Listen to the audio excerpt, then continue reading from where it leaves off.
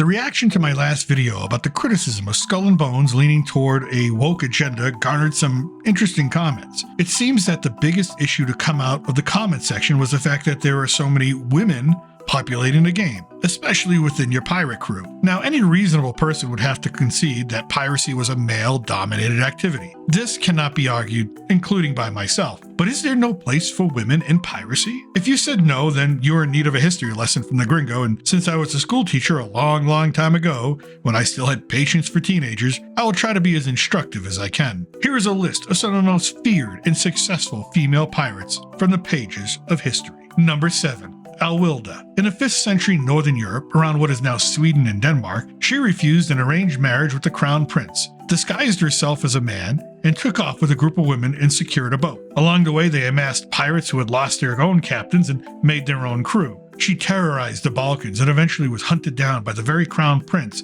she refused to marry. However, she was so impressed with his courage during battle, she did marry him after all, thus becoming Queen of Denmark. Number 6. Jeanne de Clisson. During the 14th century, Jeanne, mother of 7, was enraged that her husband was accused of being a traitor by the French government and executed. She sold all of her possessions, bought 3 ships, painted them black with red sails, and attacked every French vessel in the area of the English Channel. It is rumored that she personally beheaded every French nobleman she came across. Number 5.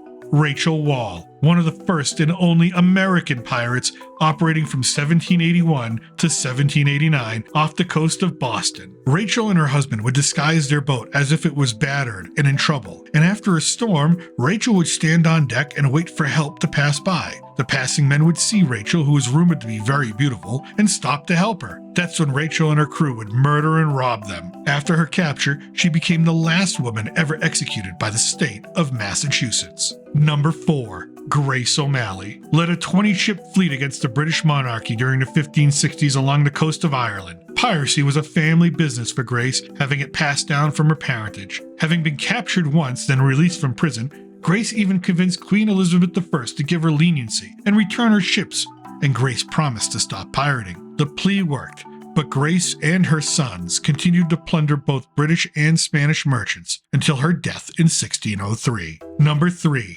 Mary Read. Mentored by Calico Jack Rackham in the Caribbean, Mary, along with Anne Bonny, disguised themselves as men most of the times to avoid scrutiny. 1720 was a pivotal year, giving Mary a chance to raid and capture as many trading sloops as possible. She led the fight against pirate hunters, commanding men in battle. They lost. She was imprisoned and died of disease. Number 2. Anne Bonny. Following her husband, a sailor, to the pirate-infested island of New Providence in the Bahamas, she quickly ditched him for an affair with Calico Jack Rackham and proved herself worthy by drinking, fighting, and cursing worse than most men. Her stint of raids and plundering in 1720 was vicious and became the stuff of legend. She was eventually captured and avoided execution because she was pregnant. And number 1. Cheng Yi Sao, former prostitute and husband to a pirate until he was killed, and then she took over.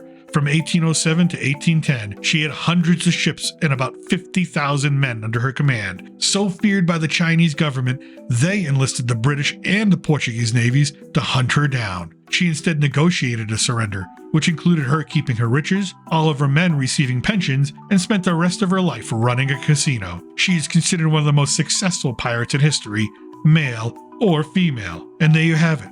So is it fair to say there are too many women populating the game as NPCs? Sure. That is a fair and valid piece of feedback. Is it fair to say that women have no place in the world of privateering or pirating? It is not. It is quite disingenuous and historically inaccurate. So keep the debate rolling and let me know what you think. And let me know if you think these women warrant a place amongst the most well-known pirates of their time. And if you think Skull and Bones is closer to reality or just spitting fantasy. From south of the border, I'm still your reluctant gringo, and until next time, salud and a huevo.